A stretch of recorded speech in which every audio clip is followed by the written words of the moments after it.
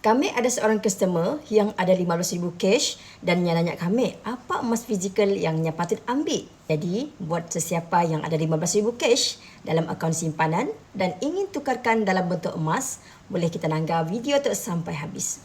Sebelum kami jawab soalan tu, kami akan tanya dulu apa tujuan 15,000 kita tu. Sebab sebelum kita decide untuk dapatkan emas fizikal, yang penting kita mesti tahu apa tujuan kita menyimpan emas. Kami bagi contoh yang mudah. Jika kita ingin menjadikan simpanan emas tu untuk memaksimumkan keuntungan simpanan, 5 dinar yang bernilai sekitar 13,000 adalah pilihan yang lebih bagus sebab kadar spread lebih rendah dan gold premium yang lebih murah berbanding dengan 5 keping 1 dinar. Tapi jika tujuan kita adalah untuk tabung pendidikan anak-anak, kami sarankan kita untuk dapatkan emas fizikal yang gram emasnya lebih kecil, macam contoh 5 gram tu.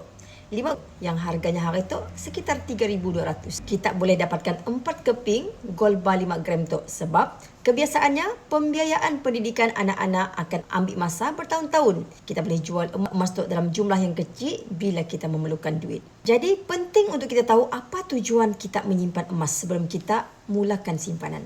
Perlukan bimbingan kami untuk belajar menyimpan emas di Public Gold, tiada cas yang dikenakan.